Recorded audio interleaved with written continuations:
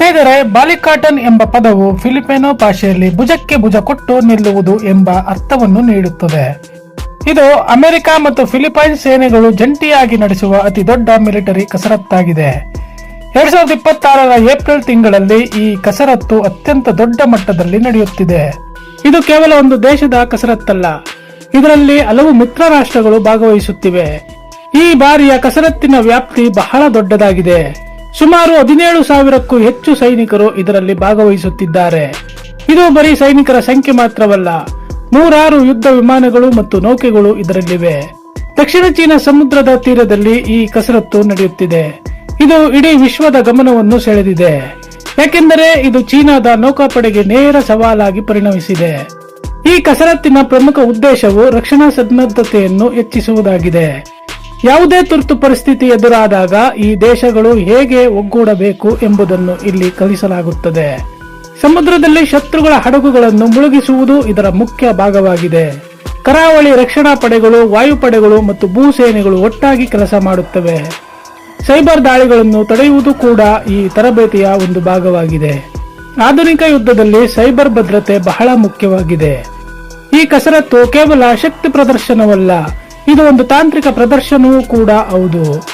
Drone ತಂತ್ರಜ್ಞಾನ ಮತ್ತು AI ಬಳಕೆಯನ್ನು ಇಲ್ಲಿ ಪರೀಕ್ಷಿಸಲಾಗುತ್ತಿದೆ. ಫಿಲಿಪೈನ್ಸ್ ಮತ್ತು ಅಮೆರಿಕದ ನಡುವಿನ ದ್ವಿಪಕ್ಷೀಯ ರಕ್ಷಣಾ ಒಪ್ಪಂದವು ಇದರ ಮೂಲಾಧಾರವಾಗಿದೆ. 1951ರ ರಕ್ಷಣಾ ಒಪ್ಪಂದವನ್ನು ಇದು ಮತ್ತೆ ದೃಢಪಡಿಸುತ್ತದೆ. ಚೀನಾ ಈ ಕಸರತ್ತನ್ನು ತೀವ್ರವಾಗಿ ವಿರೋಧಿಸುತ್ತಿದೆ. ಇದು ತಮ್ಮ ಪ್ರಾದೇಶಿಕ ಭದ್ರತೆಗೆ ಮಾರಕ ಎಂದು ಬೀಜಿಂಗ್ ಭಾವಿಸುತ್ತದೆ. ತೈವಾನ್ ಜಲಸಂಧಿಯ ಸಮೀಪ ಇಂತಹ ಕಸರತ್ತು ನಡೆಯುತ್ತಿರುವುದು ಚೀನಾದ ಅಸಮಾಧಾನಕ್ಕೆ ಕಾರಣ. ಚೀನಾ ಇದನ್ನು ಉದ್ರೇಕಕಾರಿ ಎಂದು ಕರೆಯುತ್ತದೆ, ಆದರೆ ಅಮೆರಿಕ ಮತ್ತು ಫಿಲಿಪೈನ್ಸ್ ಇದನ್ನು ರಕ್ಷಣಾತ್ಮಕ ಎಂದು ಹೇಳುತ್ತದೆ. ದಕ್ಷಿಣ ಚೀನಾ ಸಮುದ್ರದಲ್ಲಿ ಅಂತಾರಾಷ್ಟ್ರೀಯ ಕಾನೂನುಗಳನ್ನು ಪಾಲಿಸಬೇಕು ಎಂಬುದು ಇವರ ವಾದ. ಸಂಚಾರ ಸ್ವಾತಂತ್ರ್ಯ ಖಚಿತಪಡಿಸುವುದು ಈ ಕಸರತ್ತಿನ ಗುರಿ. ಸಣ್ಣ ದೇಶಗಳನ್ನು ಬೆದರಿಸುವ ಪ್ರವೃತ್ತಿಯನ್ನು ತಡೆಯುವುದು ಇದರ ಹಿಂದಿನ ರಾಜಕೀಯ ತಂತ್ರ. ಏಷ್ಯಾ ಪೆಸಿಫಿಕ್ ವಲಯದಲ್ಲಿ ಅಮೆರಿಕ ತನ್ನ ಅಸ್ತಿತ್ವವನ್ನು ಮರುಸ್ಥಾಪಿಸುತ್ತಿದೆ. ಚೀನಾದ ವಿಸ್ತರಣಾವಾದಕ್ಕೆ ಕಡಿವಾಣ ಹಾಕಲು ಇದು ಒಂದು ವೇದಿಕೆ. ಬಾಲಿಕಾಟನ್ ಈಗ ಕೇವಲ ಅಮೆರಿಕ ಫಿಲಿಪೈನ್ಸ್ ವಿಷಯವಾಗಿ ಉಳಿದಿಲ್ಲ. ಆಸ್ಟ್ರೇಲಿಯಾ ಸಕ್ರಿಯವಾಗಿ ಪಾಲ್ಗೊಂಡಿದೆ. ಜಪಾನ್ ದೇಶವು ಈ ಬಾರಿ ವಿಶೇಷ ಗಮನ ಹರಿಸಿದೆ. ಫ್ರಾನ್ಸ್ ದೇಶವು ಸಹ ತನ್ನ ಉಪಸ್ಥಿತಿಯನ್ನು ತೋರಿಸಿದೆ.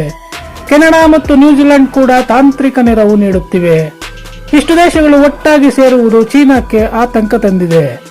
ಇದು ಚೀನಾವನ್ನು ರಾಜತಾಂತ್ರಿಕವಾಗಿ ಪ್ರತ್ಯೇಕಿಸುವ ಪ್ರಯತ್ನವೇ ಎಂದು ಹಲವರು ಕೇಳುತ್ತಿದ್ದಾರೆ. ಭಾರತವು ಕೂಡ ಈ ಬೆಳವಣಿಗೆಯನ್ನು ಗಮನಿಸುತ್ತಿದೆ.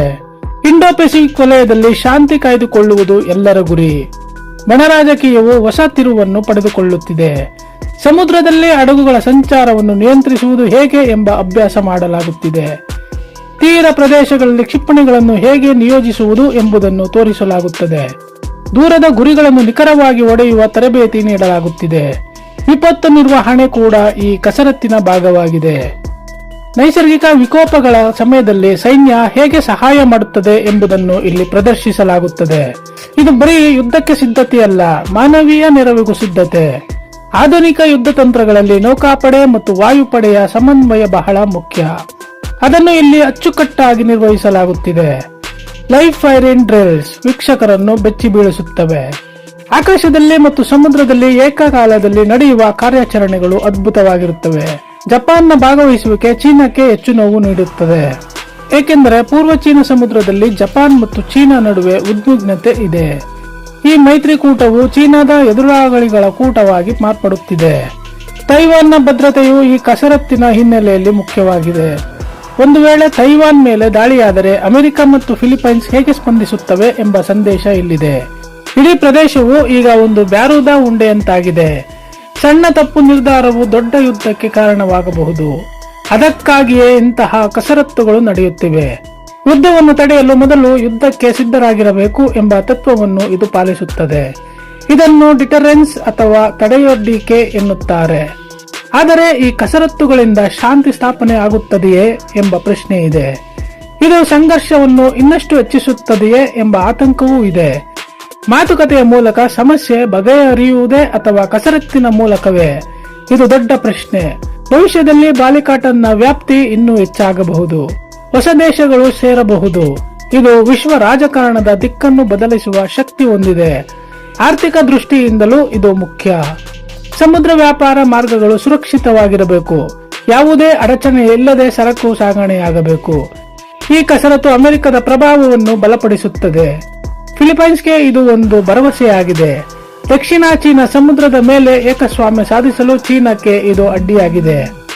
ದಕ್ಷಿಣ ಚೀನಾ ಸಮುದ್ರದ ಮೇಲೆ ಏಕಸ್ವಾಮ್ಯ ಸಾಧಿಸಲು ಚೀನಾಕ್ಕೆ ಇದು ಅಡ್ಡಿಯಾಗಿದೆ. ಇದು ಬರೀ ಮಿಲಿಟರಿ ಆಟವಲ್ಲ, ಇದು ರಾಜಕೀಯ ಸಂದೇಶ. ನಮ್ಮ ವಿಡಿಯೋ ಮೂಲಕ ಈ ಮಾಹಿತಿಯನ್ನು ಜನರಿಗೆ ತಿಳಿಸಿ. ಇಂತಹ ಜಾಗತಿಕ ವಿದ್ಯಮಾನಗಳನ್ನು ಅರ್ಥ ಮಾಡಿಕೊಳ್ಳುವುದು ಇಂದಿನ ಅಗತ್ಯ. ಮುಂದೆ ಇಂತಹ ವಿಷಯಗಳು ಇನ್ನೂ ಹೆಚ್ಚಾಗಲಿವೆ. ಈ ಮಾಹಿತಿ ನಿಮಗೆ ಇಷ್ಟವಾಗಿದೆ ಎಂದು ನಾವು ಭಾವಿಸುತ್ತೇವೆ. ಇಂತಹ ಮತ್ತಷ್ಟು ಕುತೂಹಲಕಾರಿ ವಿಡಿಯೋಗಳಿಗಾಗಿ ನಮ್ಮ ಚಾನೆಲ್ಗೆ ಸಬ್ಸ್ಕ್ರೈಬ್ ಮಾಡಿ. ಮತ್ತೆ ಮುಂದಿನ ವಿಡಿಯೋದೊಂದಿಗೆ ಭೇಟಿಯಾಗೋಣ. ಅಲ್ಲಿಯವರೆಗೂ ಧನ್ಯವಾದಗಳು.